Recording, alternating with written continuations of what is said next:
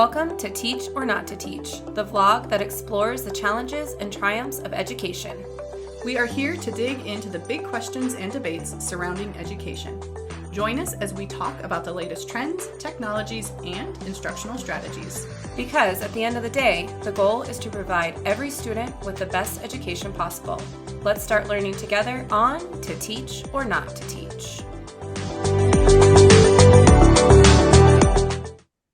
Hey, educator friends. Welcome to Teach or Not to Teach. We are on our first episode of our new vodcast, which we are super excited about. This episode today is going to be very exciting because we're going to get into the two different ways you could look at to teach or not to teach. Mm-hmm. But before we jump in, what have we been up to? We've been on Christmas break for what feels like a really long time, actually. I feel like I actually got a break. I feel like people are going to get real mad at you for saying a real long time. It feels like I got a lot done. I'm a person that's like, what project can we finish in one day? And we've had several days to finish projects. So, and a true testament to our whole opposites attract type of situation here. I'm the complete opposite when it comes to break. I don't want to make decisions, and I want to sit with a good book and play games, and that's about as productive as I'm going to be. So yeah. Well, so I remodeled our entire integrated office in like 2 days. So that was fun. And we took a little trip, family trip to Denver, aquarium, Top Golf, all the things. And, we're gearing up to start back on Monday. So yeah, ready or not. It's been a really nice break. It's been a different break. I had surgery at the beginning of December, so I've been one leg hop along here. But we're making it through, and Monday should be very interesting when it comes to figuring out how I'm gonna teach with not being able to walk. So yeah, it's all good. We'll figure it out. We'll handle it. Yeah. In education, when you still go to work, Yes, absolutely. When writing sub-plans is harder. Exactly. All right. So, Kara, what are we talking about today? Well, today we are simply going to talk to you about what to teach or not to teach is, kind of how it came to be, and how you might be able to use this as just kind of a resource, a support. What else? I don't know. Fill your time in the car, your commute. Because why wouldn't you want to listen to both of us, really? Right? Okay, so if you think about to teach or not to teach, there's literally two different ways you can think about it. Are you literally going to stop teaching? Do you want to leave the classroom? Do you want to leave the admin position? Or do you want to leave the instructional strategies that you keep getting given? What ones do you leave in the cupboard? And what ones do you pull out? What ones do you give your staff? What ones do you leave behind? What pieces and parts? So that's kind of what it kind of came to be. Yeah, which we're super excited about. We, in this kind of, I think we actually kind of came up with this whole thing almost a year ago, actually. And it's just kind of developed into this thing that we're going to be sharing with you guys. And so we're super excited about it. But I think it's really cool how it can kind of take two different paths, because as everyone knows, in education, there's all sorts of crazy challenges, highs and lows, and you name it. As educators, we have experienced it. So, we're just really excited to kind of just share with you guys our experiences, our knowledge, and stories, and all the things. And so we're super excited to get going with that for sure. So, Kara, do you why are you still in the classroom? Why are you still why teaching? Am I still teaching? Yeah. Well, honestly, I mean, I feel like it's kind of almost becoming a cliche answer at this point, one of those interview question cliche answers. But most educators are going to stay for the kids. That's just what it's going to come down to. You're going to stay for the kids. And I would say another thing, why I'm still teaching and why I haven't experienced burnout like I have in the past is because of our work with integrated and how we've come to find a better way of instructing. And it's exciting, it's not as stressful, you definitely don't experience the burnout like we had when we first started teaching. And so I think those are the two main biggest reasons of kids, and just how we have come to instruct our kids is definitely for sure why I'm still there. What about you? Well, I mean, yeah, light bulb moment. I love those challenging kids more so I think now than I did in the past. Now I'm like, okay, let's go, buddy. Just the relationship building that you have in the classroom, I think is just such a key part.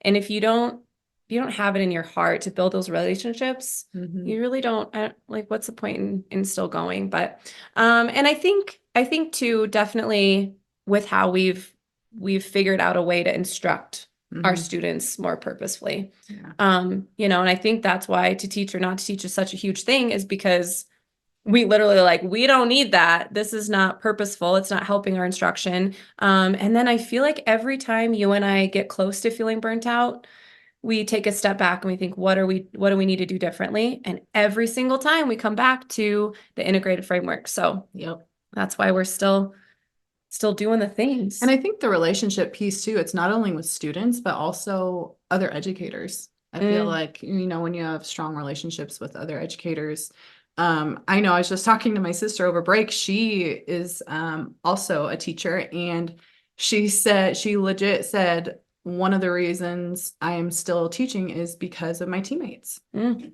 that's one reason that she's staying, because, sometimes you have those hard years, those hard kids. And if you don't have that strong support system, you could be on the not teaching side of things very quickly. And so one of her reasons was the relationships with staff, not just the kids. I think too, like if you're admin or anybody listening in that aspect, not necessarily a classroom teacher, but the relationships that you have with your classroom teachers is huge. Kara and I are very fortunate to have a phenomenal admin that's just, so supportive in what we're doing, what's best for kids, family oriented. So I think, as an admin, you coming into the new year, the new semester, kind of reflect on that. What are you doing to, not only support yourself, to run your building, but to support your teachers. So Absolutely.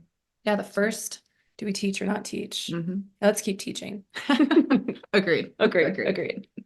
The second side of to teach or not to teach is literally, do you keep using all of those instructional strategies, practices, whatever curriculum, whatever you're getting, do you use all of it with fidelity? I love that word, fidelity. It's a little bit of sarcasm, I think.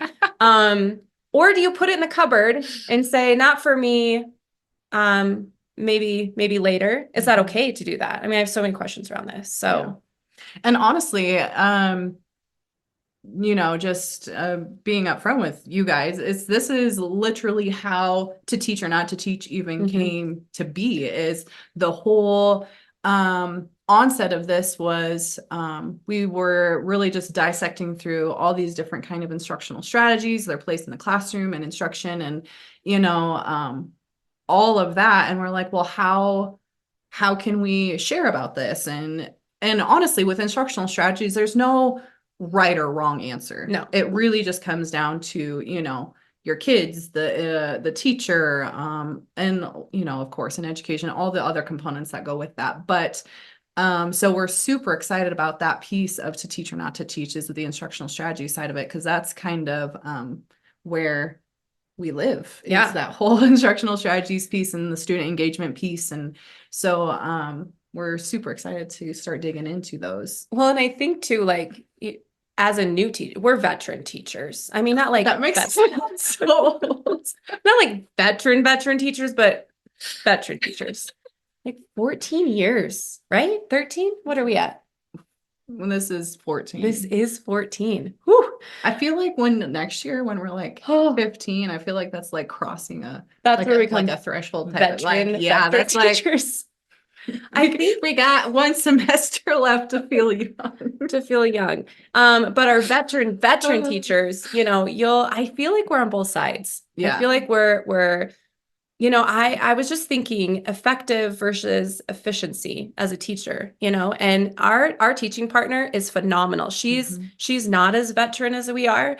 And her mindset and our mindset together is, it's perfection, because she will say things like, you don't have to do that. You don't have to come in so early, what are you doing at 7:30 versus what you could do at 8? I'm like, oh, I'm not. But in my defense, it was quiet. I have 4 kids at home. It made sense. Now it doesn't make sense to come in that early, but that mindset of, what's your purpose? What's your purposeful? So back to that is being a veteran teacher. We've been to the point where you get something new from your admin, from your district. You're like, I have to do this. This is what's best for kids. I'm going to stick to it. It's going to be great. And then you realize it wasn't as great as they said. And so we've gone through that cycle of trying everything new, everything with fidelity. And I feel like too, even some of you might be like, oh, only 14 years. And then some of you might be like, oh, 14, that's a lot. I feel like, us 14 going into 15, we have already seen the pendulum swing. And which is crazy to me how we've already seen it occur in what I mean ultimately is a fairly short amount of time. Yeah. And so that's honest. I think we were literally talking about pendulum swing. This whole thing came to be when we were talking with Steve. And so Steve's our mentor, by the way. But anyway, and we just were like, how can we get the pendulum to stop? Yeah. And it's really just coming down to doing what's best for kids, making sure, teachers are effective, but also enjoying what they do and making sure every kid has a good education and they're getting what is best for them and not just what teachers are being handed, I guess. Yeah. And I think that comes to be a really big challenge, because you think you're given so much or so little. And you think, how can I use this best for myself and for my kids? And sometimes it's hard to take a step back and think, do I really love this? I was on a train of Stephanie Harvey. I lived and breathed everything about that one. I still love her to death. And her 7 key comprehension strategies. I thought they were gold and that's all you needed. And then I realized I need pieces of that. And I think maybe that's where to teach or not to teach comes in, is what you're giving your teachers as admin or what you're getting from your admin as teachers. What is best for your kids and what works this year is definitely not going to work next year. And maybe you bring it back out of the cupboard. And hopefully when we're hitting on those instructional strategy pieces, we're also showing you like how it could fit in, with your instruction or with your kids, or how it might not. And it might be time to put it on the shelf for a little while because it might not be fitting the needs for you or your kids, or your staff. If you're admin, that reflecting on that that's a big piece. So, and I something to think about it. I'm going to interrupt there with admin. Gosh, so we see all kinds of educators in our work. We work with a lot of them with our cohort, nationwide, and we see all the time. It is one side or the other. Either they have complete freedom in any standard, any resource they want to use, or they're stuck and they have to teach week 1, day 1 on this day. And it kind of breaks my heart a little bit that I get it. I get why they want to do that. But at the same time, are you really giving your teachers the freedom they need so that your students can make growth? Right. So, because when teachers feel so locked in, it's hard because then they feel like they can't deviate and therefore students may not be getting exactly what they need. And then you're not going to see student growth. Therefore, you're not going to see scores rise. And then it just becomes, that never-ending vicious cycle. So just something to think about that we're excited to be hitting on with this series that we're launching. So something else we're going to be hitting on with the Teach Your Not to Teach are just some of the big questions, debates, conversations happening in the world of education, with educators still, in the classroom, but also who are speaking, nationwide as well. So kind of giving both outlooks and being able to provide some insight on that. So we're super excited about that to dig in. We got some big topics. Big topics. Either you're going to be giving us a phone call or email because, you're so excited about it, or, we made you stop and think is what we're wanting. So, absolutely. Well, we want these episodes to be short, quick, and to the point because teacher time is valuable. Educator time is valuable. So where can they find us, Kara, if they don't know? Question. So we are on all social. We are on Facebook, Insta, Twitter, or X, I guess. Now it would be LinkedIn as well. All of those you can find us at Integrated K-12. So just find us, hit us up there. Yeah. We will be posting our vlog to our website at www.integratedk12.com, as well as our YouTube channel, To Teach or Not to Teach. So be sure to check it out. Yeah. And leave your thoughts. If you have a topic that you want us to discuss, shoot us an email or any messaging that Kara just said, and we'd be happy to look into that for you. So Absolutely. Thank you so much for joining Kara and I on our first episode of To Teach or Not to Teach, where we are going to inspire, inform, and empower educators. So until our next episode, keep working, keep grinding, and we encourage you to keep lifting education to new heights. And we are excited to see you next time. Yeah, thanks for listening.